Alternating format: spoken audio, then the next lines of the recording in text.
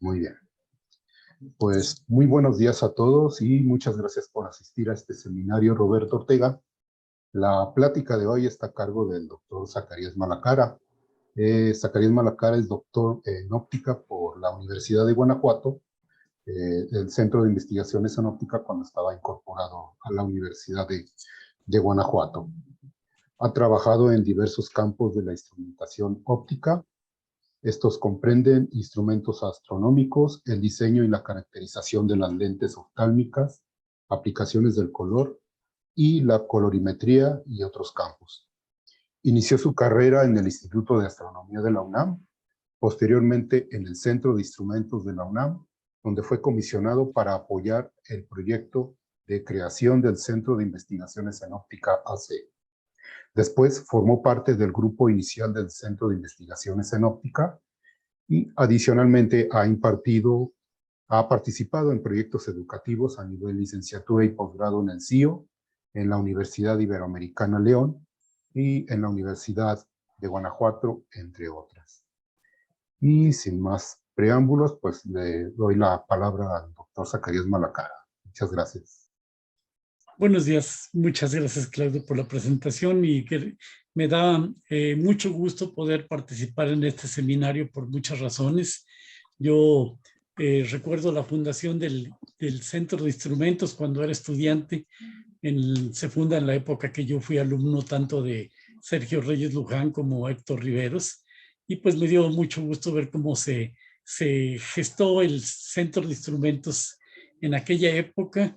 Después, posteriormente, cuando se inicia el proyecto del CIO en la UNAM, pues nos acogimos al Centro de Instrumentos, cuando entonces lo dirigía el ingeniero Héctor del Castillo, y después con el maestro Héctor Domínguez, pues nos tocó, a mí en particular, yo fui personal del Centro de Instrumentos en aquella época, ¿verdad?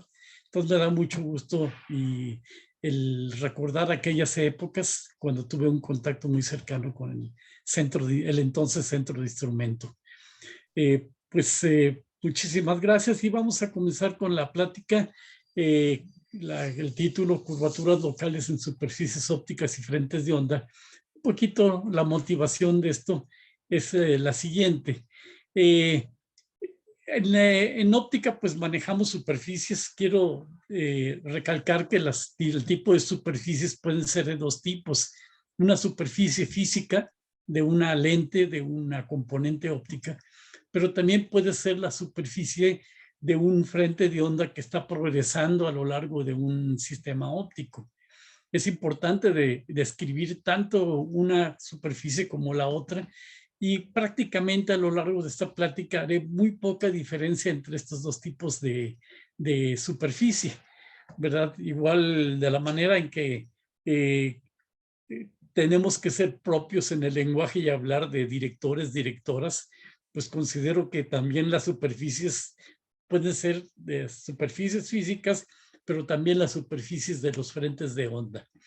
El trabajo que se ha hecho sobre la descripción de las superficies, pues es principalmente una descripción matemática de la superficie, y parecería que pues, simplemente se toma la superficie, se describe y asunto terminado. Sin embargo, pues ha tomado muchos años para muy importantes matemáticos encontrar la forma de describir las superficies ópticas.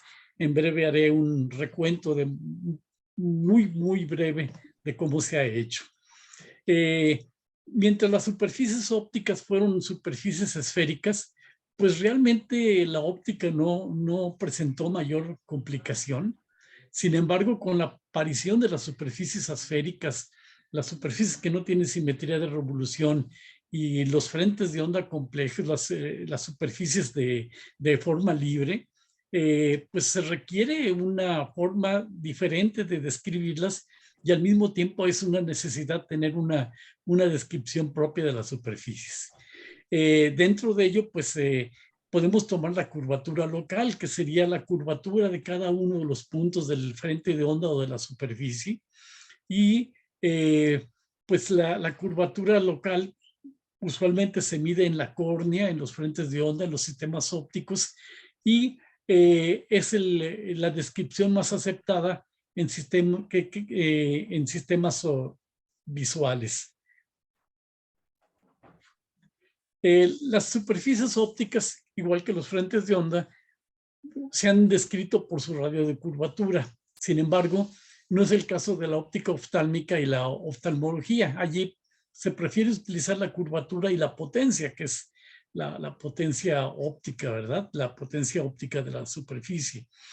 Ya hablando, por ejemplo, de lo que más utilizamos en la ingeniería óptica, los programas de diseño óptico, pues tienen la flexibilidad de que nosotros podemos colocar allí tanto las radios de curvatura como las curvaturas mismas. El uso intensivo de las curvaturas sin simetría, revolución y forma libre, pues obligan a interpretar, perdón, y la interpretación de los frentes de onda complejos a tener una descripción muy adecuada de las superficies ópticas. Por ejemplo, ya yendo a la medición de una superficie, estamos acostumbrados a que si queremos determinar cuál es la característica de una superficie óptica, quizá una de las herramientas más poderosas para medir una superficie óptica o un frente de onda, en ambos casos, es un patrón de interferencia, ¿verdad? En el ejemplo que estamos mostrando aquí, tenemos un frente de onda de una superficie esferocilíndrica. A partir de ella, pues nosotros sabemos que cada punto de fase constante dentro de este sistema corresponde a un camino óptico constante o a un diagrama de nivel constante. Tomando esa imagen que tenemos allá a la izquierda, que es el interfotograma, nosotros podemos generar una curva de nivel, dándole diferentes tonalidades de color a cada uno de los curvas de nivel. En el interfotograma realmente hay un asunto que no estamos detectando en un interfotograma estático como el mostrado, que es esa superficie es cóncava o es convexa. Si queremos determinar el sentido o el signo de esa curvatura, tenemos que recurrir a un desplazamiento de fase o un ajuste, un movimiento para determinar el sentido de la curvatura, y solo así podemos construir la imagen de la derecha, donde sí podemos decir que el color tiene una relación con la diferencia de camino óptico una vez que se ha determinado.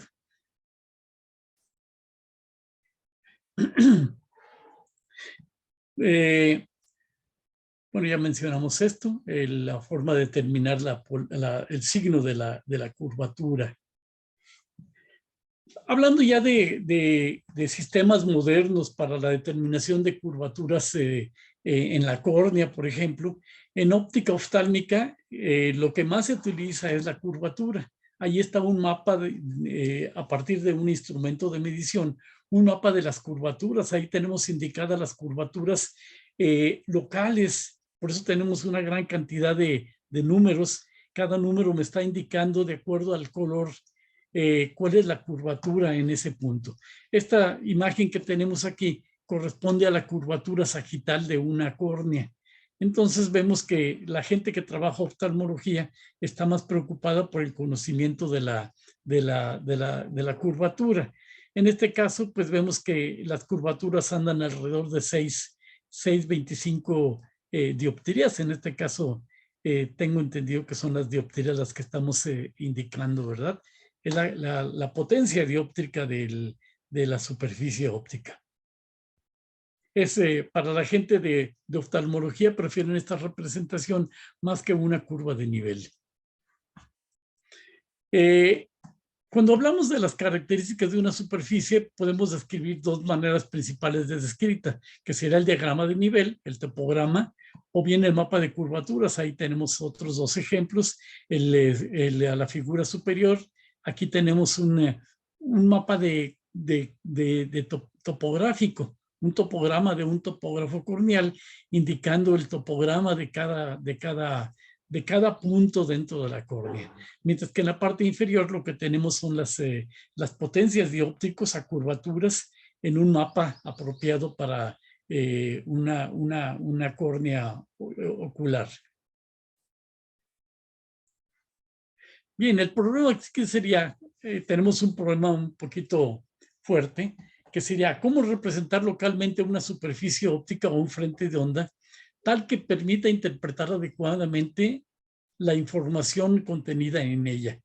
Y el punto aquí sería, esa información la queremos llevar para determinar, por ejemplo, en el caso de taller óptico, si tenemos una superficie que queremos tallar y queremos corregir, qué tipo de interpretación queremos para un tallado o bien para una máquina de control numérico que va a ser el tallado, o bien puede ser un sistema de la SIC, un sistema para la corrección de la queratomiliosis de una córnea, ¿verdad? ¿Qué es la información que tenemos que mostrar y en qué forma la vamos a registrar, ¿verdad?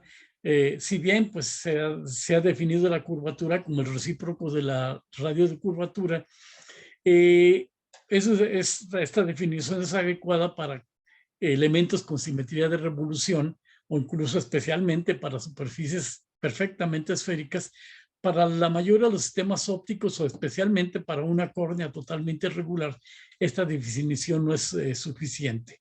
Entonces requieren nuevos métodos descriptivos para representar una curvatura de un sistema óptico. Como ejemplo, algo muy simple, ¿verdad? Los astrónomos aficionados, para determinar el radio de curvatura o la curvatura de un espejo, tienen como preferente la medida con la prueba de Foucault. Ahí tengo en la figura pues una prueba de Foucault. Hay una prueba, la prueba de la navaja, donde la navaja corta parcialmente en la región del sistema óptico, y con ello, por ejemplo, aquí en este caso, esta parte que estamos determinando aquí, donde cambia el contraste, donde cambia la sombra del sistema óptico, a ese círculo corresponde al punto donde estamos midiendo el radio de curvatura de nuestro sistema. Ponemos nuestra navaja y la navaja está colocada en el centro de curvatura, pero solamente de este punto. Quiero determinar el radio de curvatura o la curvatura de este espejo en diferentes puntos. Lo que hago es recorrer la navaja de tal manera que esta sombra se recorra de puntos radiales del espejo, ¿verdad? Entonces, lo que realmente para determinar la curvatura de un sistema óptico, de un frente de onda, lo que hacemos es medir la aberración transversal, ya sea por la prueba de Harman o la curvatura como lo estamos haciendo aquí en la prueba de Foucault. Otra forma de hacerlo pues sería, si tenemos un interferómetro, pues sería mediante la prueba de Fizeau, la prueba de Twyman-Green, etcétera, ¿verdad?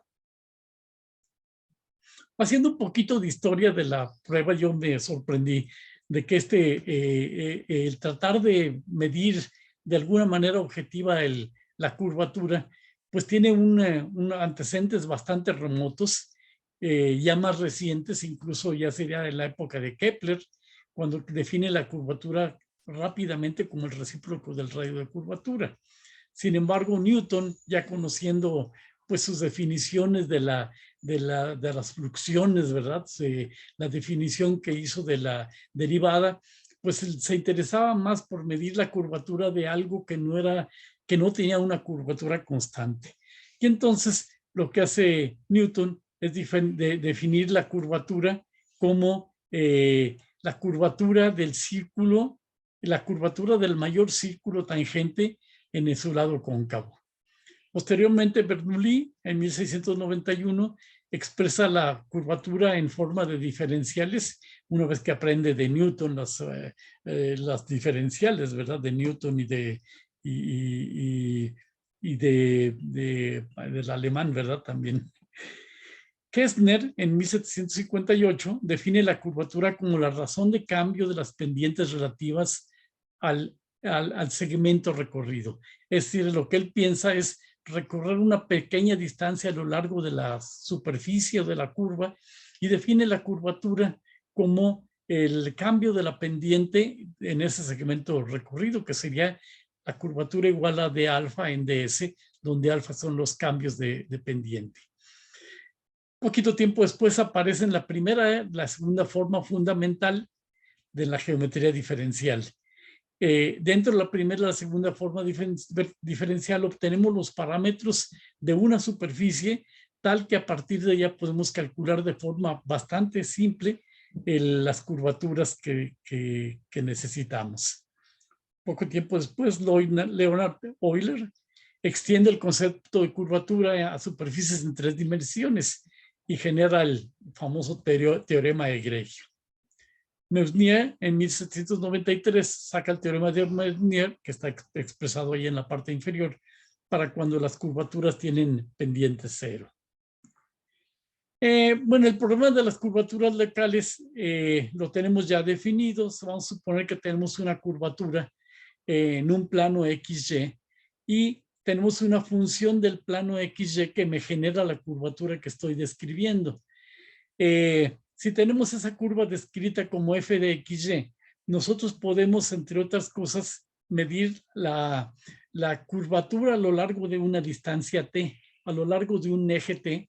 Queremos medir de forma continua la curvatura.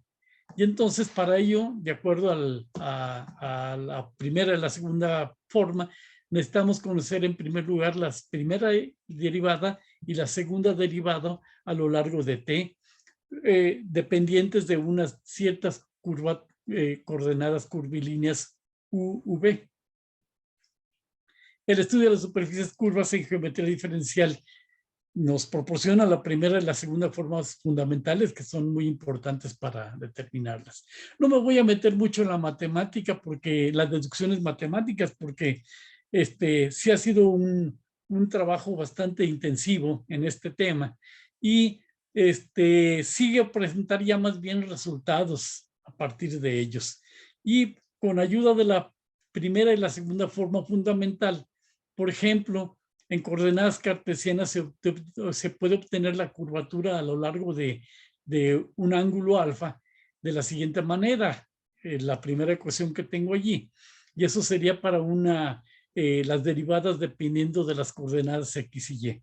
Si quisiéramos trabajar en coordenadas rho teta, entonces tendríamos la segunda ecuación que tenemos ahí abajo, que se ven un poquito impresionantes, pero no lo son tanto, especialmente cuando las aplicamos de una manera particularizada.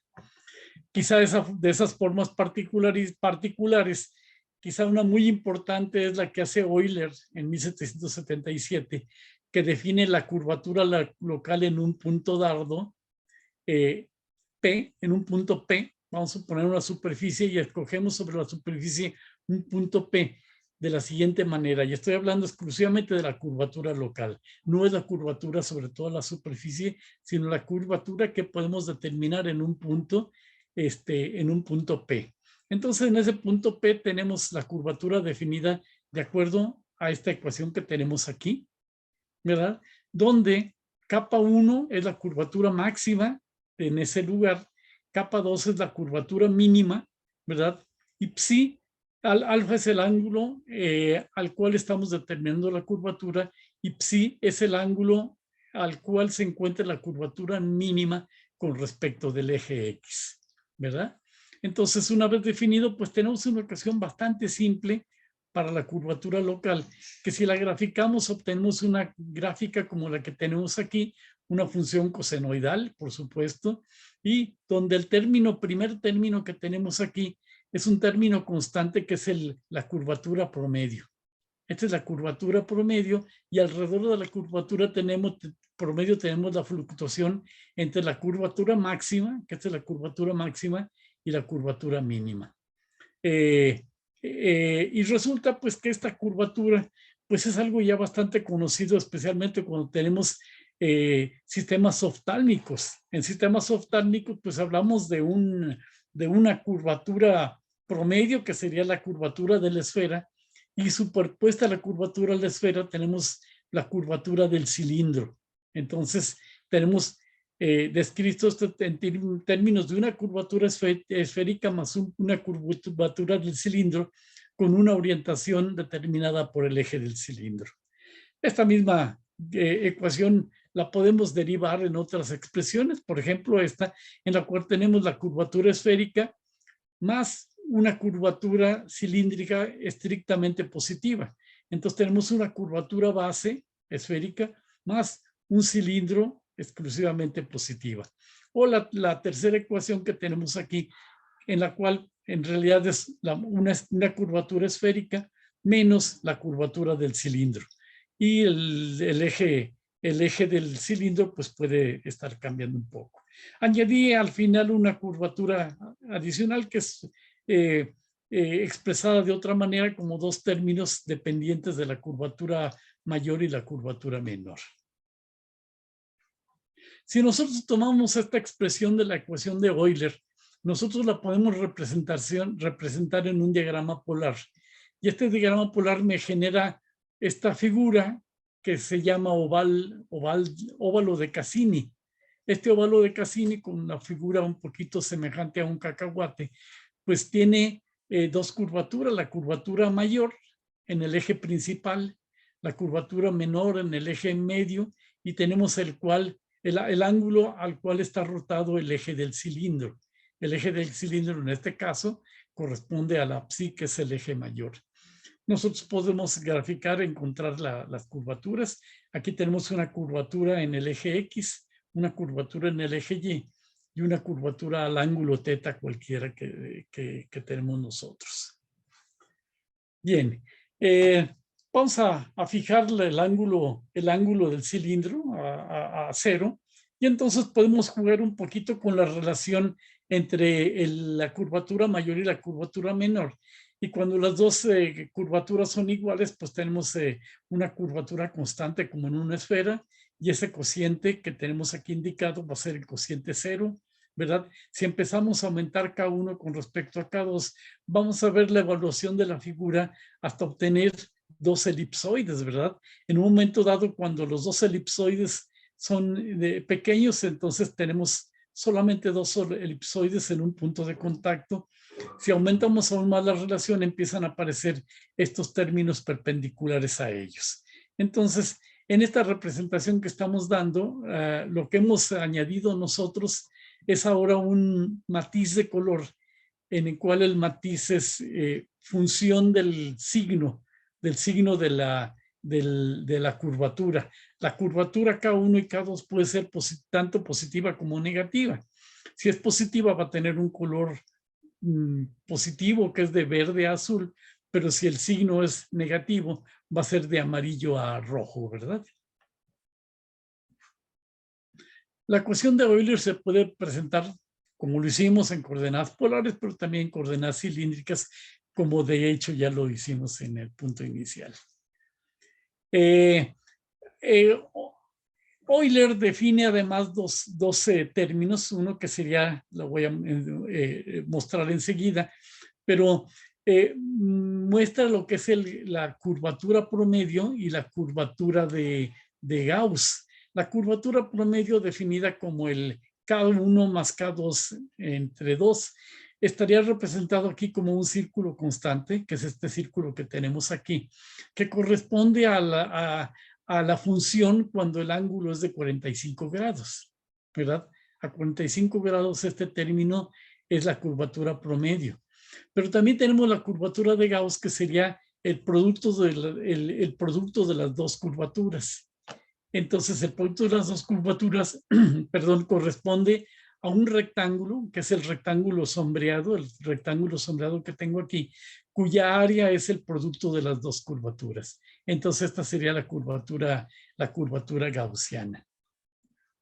Ahí están las definiciones, perdón, esta debía haberla puesto antes. Se define de acuerdo a Euler la curvatura media como K1, K2 entre 2 y la curvatura de Gauss como el producto de las dos curvaturas. Estas las podemos calcular, y para el caso de la curvatura media la podemos encontrar como dos curvaturas a ángulos perpendiculares mutuamente, y de ahí de cualquiera dos direcciones puedo yo encontrar el promedio. Aquí también la puedo representar como la curvatura a lo largo del gradiente, o sea, para un punto dado de la superficie, yo puedo medir el gradiente, calcular la curvatura a lo largo del gradiente y calcular la curvatura a dirección perpendicular del gradiente. Entonces, la curvatura media va a ser también el promedio de esas dos curvaturas.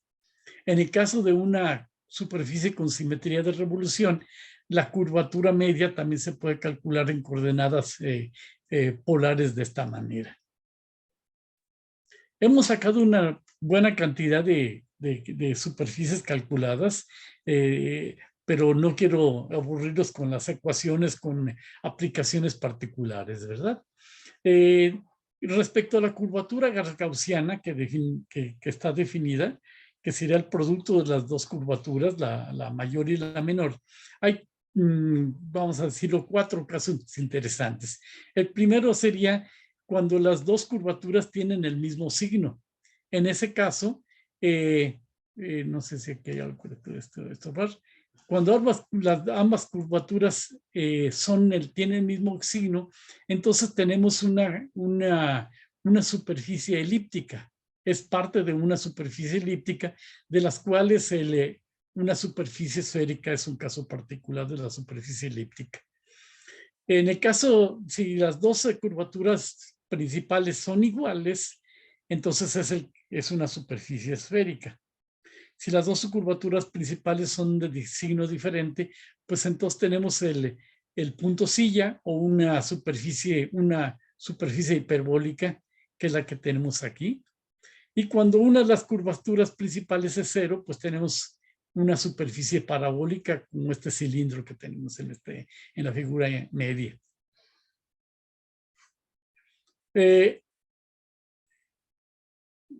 A final de cuentas, lo que queremos determinar en una superficie, en una superficie, determinar los parámetros locales, pues a final de cuentas son capa 1, capa 2, como curvatura mayor, curvatura menor, y el ángulo del cilindro. ¿Cómo se pueden determinar? Bueno, pues la forma más fácil de medirlo sería determinar cuáles son las curvaturas a lo largo del gradiente, la curvatura a un punto perpendicular. Y como realmente no sabemos si la superficie es positiva o negativa, pues entonces necesitamos también una medida a 45 grados.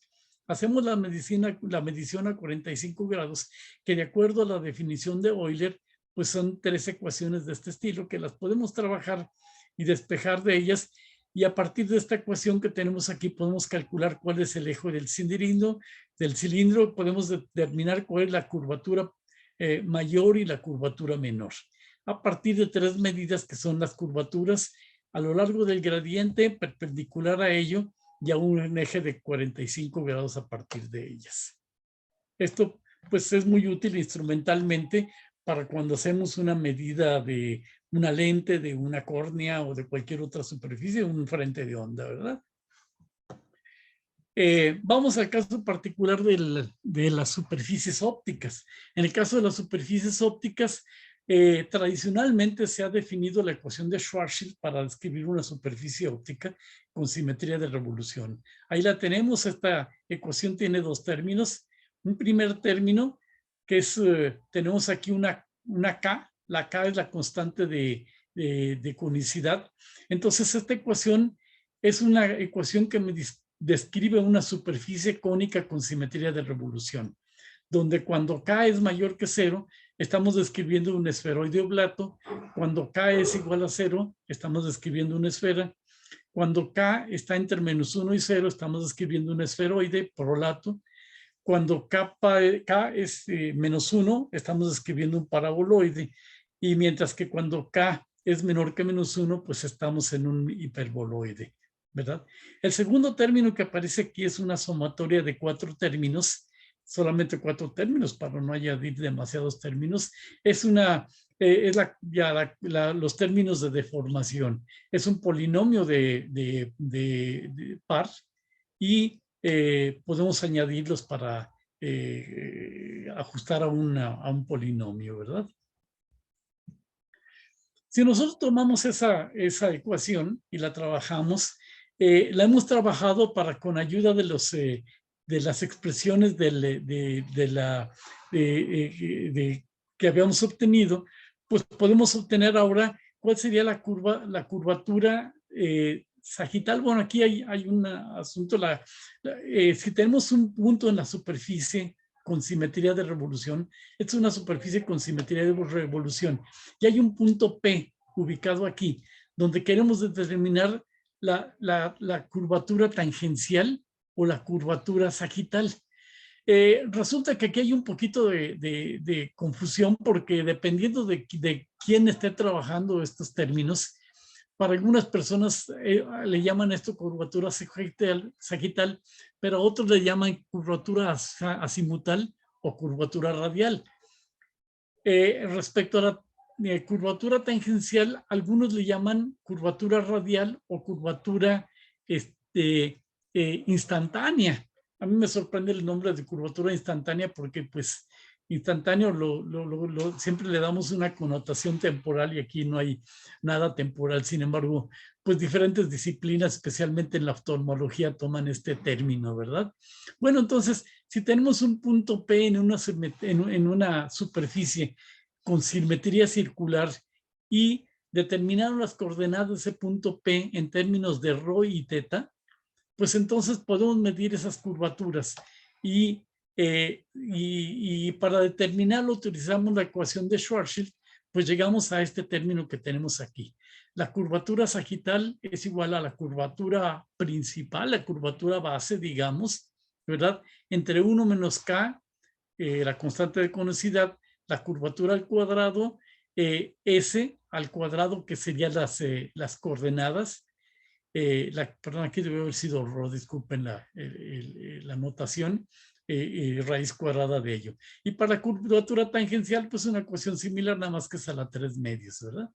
Y esta nos daría la curvatura tangencial. Como ejemplo, hacemos este cálculo para una superficie esfericilíndrica y graficándolo con diferentes tonalidades dependiendo de cuál es la magnitud de la curvatura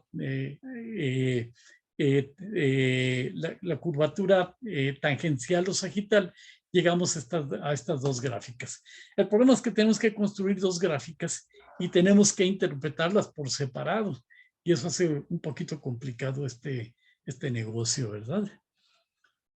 Bien, hay otro punto que hay que aclarar en la medida de las curvaturas. Vamos a suponer que estamos haciendo una medida de una curvatura de un frenteo de onda en un interferograma. Entonces queremos hacer incidir el frente de onda, podemos hacer incidir directamente un frente de onda producido por un sistema óptico que puede ser divergente, como en este punto, ¿verdad? O si queremos, podemos tomar una lente y colimarlo y vamos a obtener un frente de onda de este estilo. Cuando nosotros midamos este frente de onda en el interferómetro, pues lo que estamos midiendo es la diferencia de camino óptico relativo al frente de onda esférico, a este frente de onda esférico. Sin embargo, ya cuando lo colimamos y hacemos decidir este mismo frente de onda en el interferómetro, la diferencia de camino óptico que estamos midiendo es relativa a un frente de onda plano. Entonces, es muy importante tener en cuenta que la medición de las curvaturas siempre son relativas a una curvatura especificada.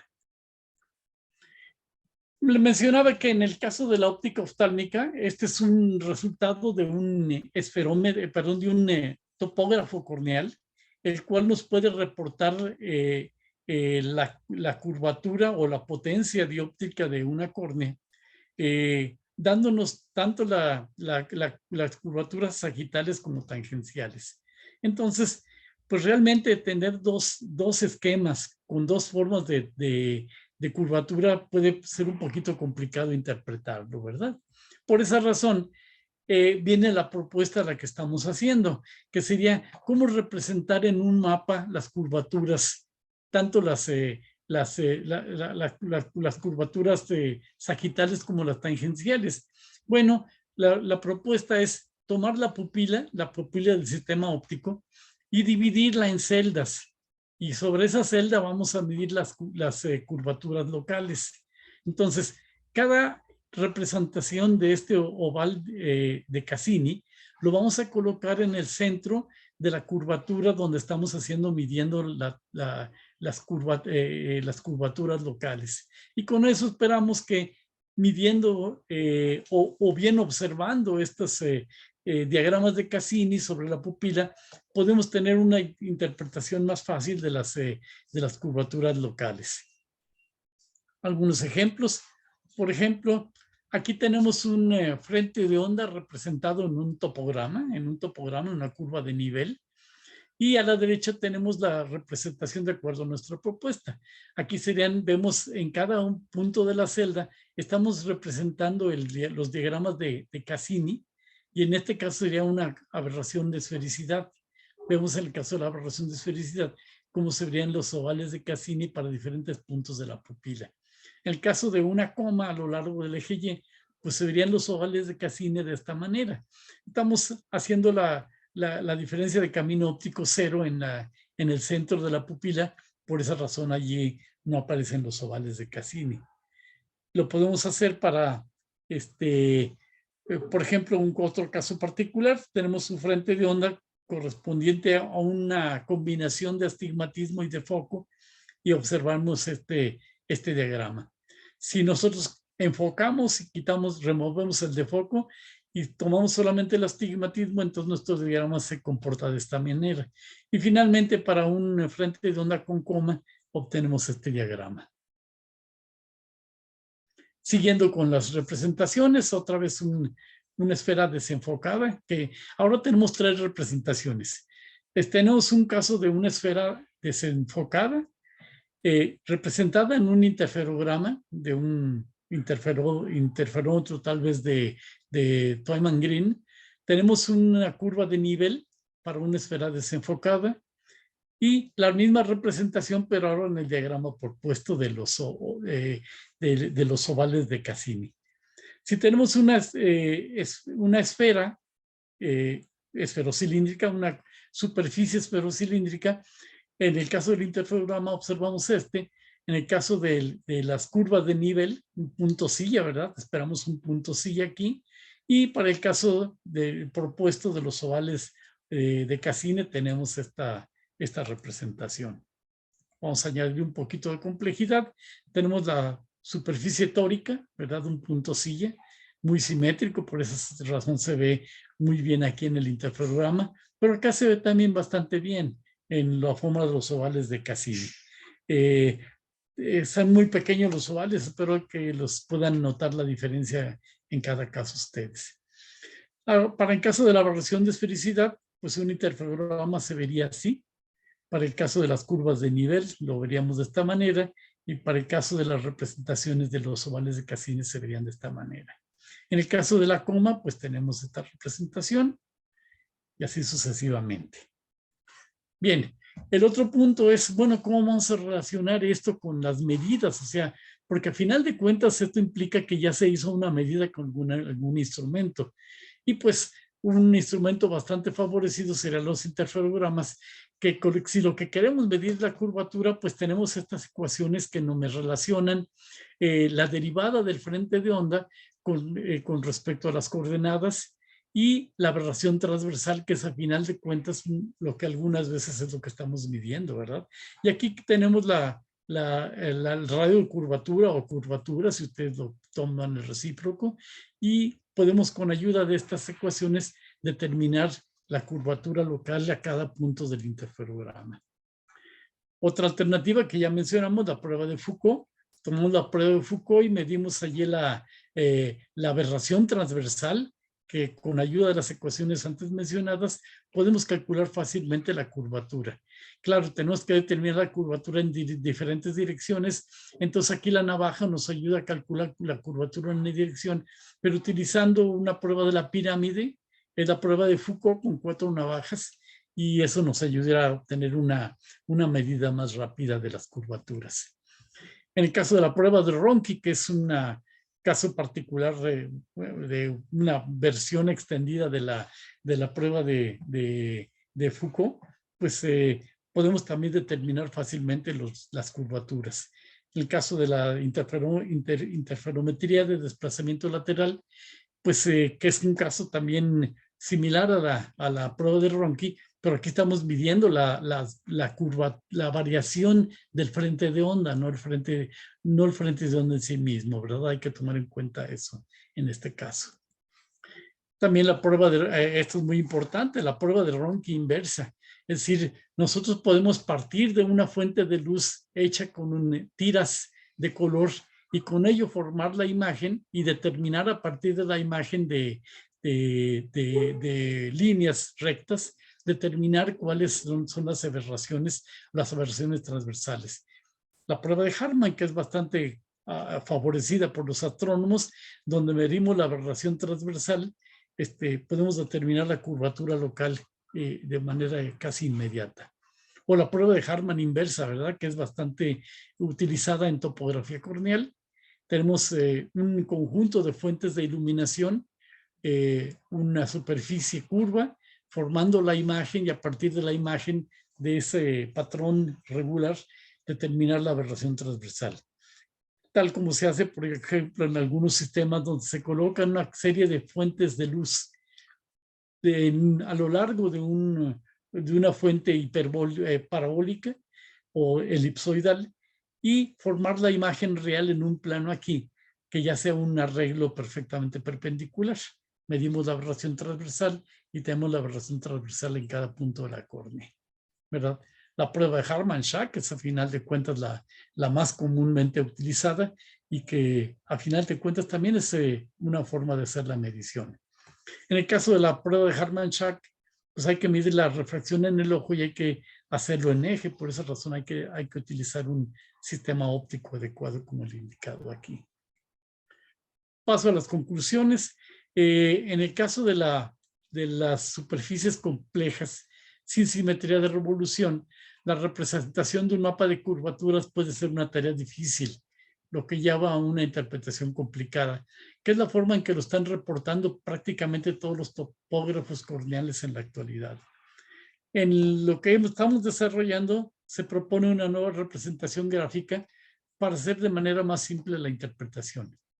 La matemática necesaria pues se derivan de la geometría diferencial, que curiosamente es una deducciones bastante antiguas y que han sido hechas por importantes personas que incluso muchos de ellos han sido ópticos trabajando problemas ópticos. Y estos resultados han beneficiado a otras disciplinas de la ciencia y de la tecnología. El cálculo de los parámetros de la curvatura local debe ser congruente con los métodos de la medida. Con qué medimos, cómo medimos y a partir de ahí los sacamos. Se espera que la manera de representarla sea también posible de adquirir en un sistema de control numérico. O sea, es a lo que vamos, ¿no? Que tengamos una pulidora, una automática o en sistemas de la SIC y que a partir de ello las máquinas también puedan interpretar estos resultados. Ahí están las referencias, son algunas de las publicaciones recientes que se han derivado en este tema, ¿verdad? Son un buen número de publicaciones, son las de los últimos 5 años. Ahí están a la orden de ustedes. Y solamente quiero mencionar las personas que hemos trabajado en este tema: Daniel Malacara Hernández, Daniel Malacara Doblado, un servidor, el doctor Benito Vázquez del Río de la Universidad de Vigo, y de manera muy importante, no mínima, por cierto, los estudiantes doctorales de aquí del Centro de Investigaciones en Óptica, todos ellos: José Hernández Delgado, Belén Mancilla Escobar, Daniel Gómez Tejeda y Francisco Javier Gantes Núñez. Muchísimas gracias. Muchas gracias, doctor Zacarías. Y bueno, ahora pasamos a la sección de preguntas. ¿Alguien tiene alguna pregunta para el doctor Zacarías?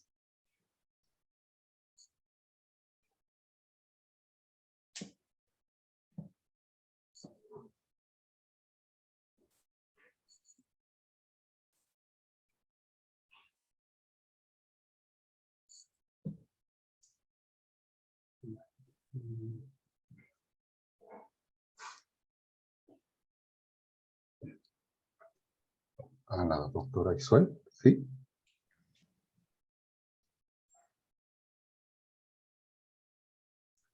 Hola, Mari. Sí, buenos días para vosotros, buenas tardes para mí. Buenas tardes. Me ha gustado mucho la plática del doctor Zacarías, quiero agradecer la revisión profunda que ha hecho sobre definiciones de curvatura y querría preguntarle si hay alguna precisión que de alguna manera ha mencionado de las que más se utilizan, por ejemplo, cuando se estudia la córnea para quizás operaciones oftálmicas, o también si son las mismas o son diferentes aquellas definiciones de curvatura utilizadas para los frentes de onda. No, deben ser la misma definición.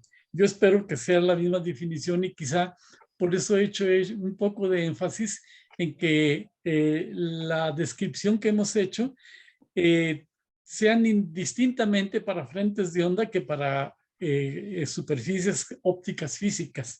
Entonces, espero que estas definiciones no hagan diferencia y sean por igual aplicadas a ambas superficies.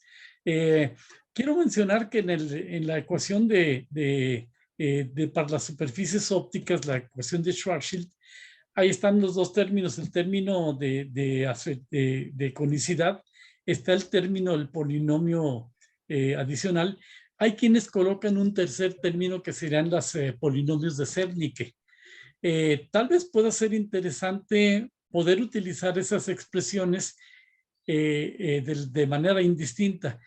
Y uno se preguntaría, bueno, pero ¿para qué tres términos? Si, por ejemplo, los polinomios de Zernike son ortogonales y son completos, pues ¿para qué añado los demás términos, verdad? Pero yo creo que el poder elegir las tres representaciones sí es útil ya para sistemas donde tal vez escogemos preferentemente un sistema rotacionalmente simétrico o bien escogemos un sistema bastante complejo y entonces optaremos por la representación de polinomios de Zernike. Y la verdad ahorita tomar términos superiores de Zernike no lo hemos hecho porque sí sentimos que va a ser una matemática bastante elaborada. Muchas gracias. Estoy completamente de acuerdo, porque para muchas curvaturas más complejas, efectivamente, las definiciones que has introducido son más ricas que los polinomios de Zernike. Muchas gracias, doctora. Le agradezco su comentario y muchos saludos. Con mucho cariño, un saludo para España. Muchas gracias. Lo mismo os digo. Sí, muchas gracias, Marifí. ¿Alguien más tiene alguna pregunta para el doctor Zacarías?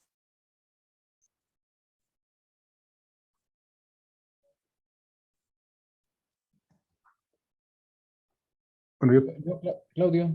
Sí, adelante. Bueno, gracias, doctor Max. Zacarías. Gracias, Claudio. Buena plática. Doctor, ¿cómo saca los dominios de las curvaturas locales? ¿Cómo se sacan los dominios? Bueno, no sé si entiendo bien la pregunta, pero pues esperamos que las curvaturas cumplan con algunos requisitos mínimos, ¿no?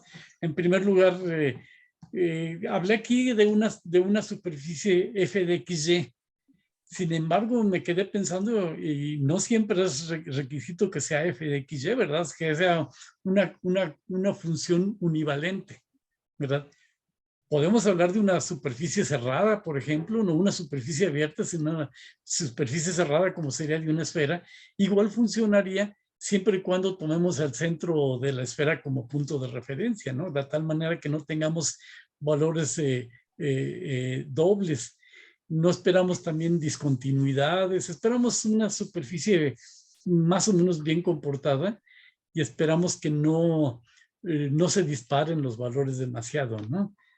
No sé si eso es por ahí va la pregunta. Sí, sobre todo cuando se unen dos funciones locales, como lo ponen ahí como hexágonos. Sí. Como si estuviera seccionada. Me pregunto cómo se pegan en esos bordes, porque sería como un stitching o algo así, Sí, ¿no? claro. Sí, el determinar la curvatura local es una variación puntual, ¿verdad? Es decir, cuando terminamos la curvatura local, que sería la capa 1, capa 2 y el ángulo psi, es el valor en el centro del punto muestral. A ver si me doy a entender. Por ejemplo, cuando hacemos una medición de Hartmann, estamos midiendo la aberración transversal en el punto muestral, ¿verdad? Y estamos bloqueando lo que está alrededor porque pues tendríamos que darle continuidad a ese punto, ¿no? Entonces, no hay que olvidar que estas medidas son medidas en puntos muestrales. Los dividimos en hexágonos exclusivamente para poder tener idea de cuál sería la periodicidad o la forma en que están repartidos los puntos muestrales. ¿Qué ocurre en la frontera? No lo estamos diciendo, ¿no? No lo estamos diciendo y ese valor que estamos midiendo no corresponde a los valores cercanos a la frontera. Son valores exclusivamente en el centro del hexágono. O podemos tomar cuadrados, ¿verdad? Es decir, podemos hacer una división como se hace en pantallas de Hartmann, como una función RT, como hexágonos o bien como rectángulos. Pero entonces el valor muestral sería el centro de esa celda que estamos definiendo. Claro, y entonces necesitarían más puntos para hacer más exacta la representación de Claro, la... podríamos aumentar la división, igual que como se hace en pantallas de Hartmann. Queremos más definición, hay que aumentar los puntos muestrales, ¿verdad? Voy a ir al otro extremo. En optometría, si nosotros queremos medir la potencia de una lente esferocilíndrica, en el lensómetro lo que hacemos es medir en el vértice nada más. Es el único punto que nos interesa. Y de ahí extendemos a toda la superficie óptica, ¿verdad?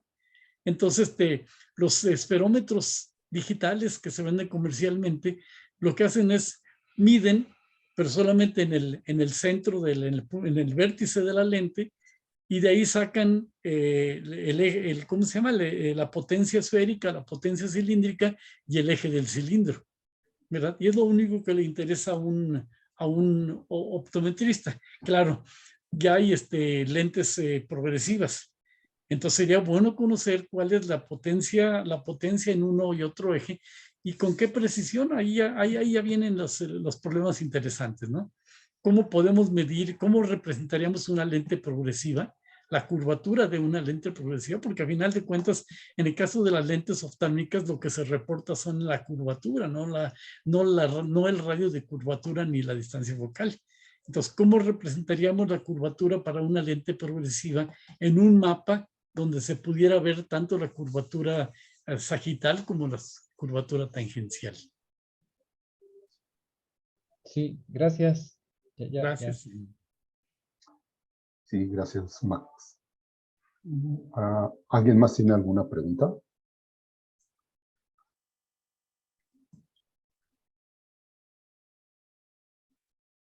Bueno, yo tenía una pregunta. ¿Estas ecuaciones son válidas tanto para lentes oftálmicas como para espejos, no sé, de telescopios en varios metros? Sí, sería, por supuesto que sí. En el caso de superficies ópticas, donde es solamente una superficie óptica, es claro que es válido, ¿no? Si es un frente de onda, pues solamente estamos considerando un frente de onda. ¿Qué pasaría en el caso de ya un sistema óptico, como sería una lente oftálmica o de plano una lente de una cámara compleja, un lente zoom, algo así por el estilo? Bueno, lo que estamos midiendo es la aberración del sistema. No estamos midiendo nada en particular de las superficies que componen el sistema óptico completo, ¿verdad?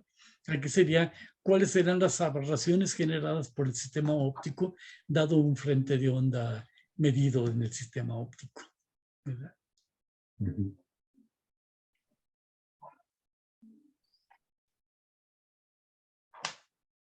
Y es válido tanto para pruebas interferométricas como las de Hartmann.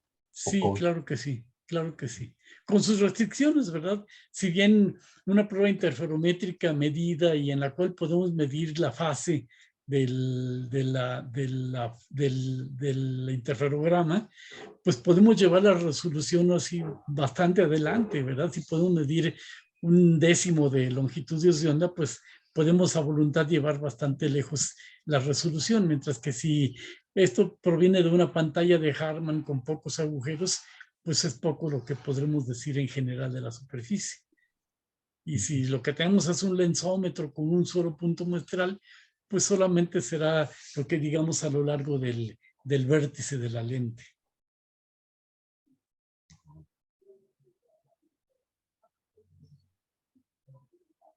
Y estos mapas de curvatura se utilizan o los utilizan los en el taller óptico.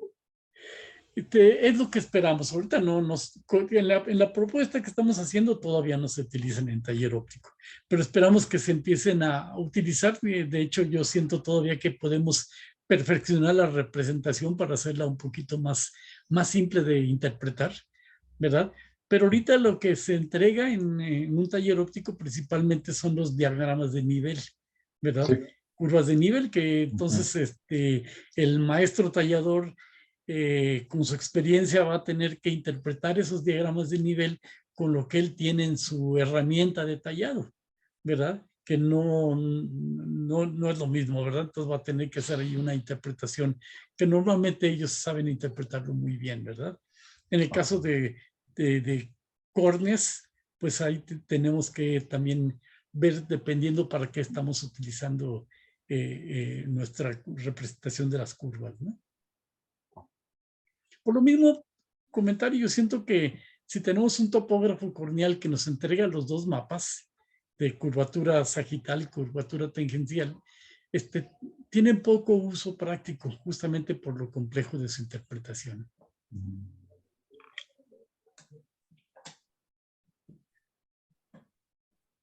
¿Y hay alguna aplicación ya con la máquina de control numérico? No, todavía no hemos llegado a ese punto, por supuesto.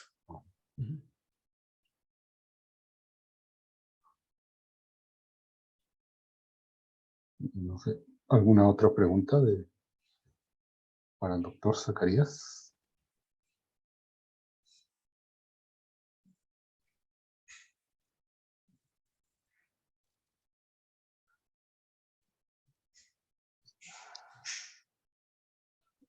Bueno, si no hay más preguntas, pues quiero agradecerle al doctor Zacarías Malacano por la plática muy interesante. Muchas gracias. Sí, pues yo te agradezco a ti, Claudio, por la invitación. Agradezco a todos los participantes de este seminario por haber atendido a mi plática.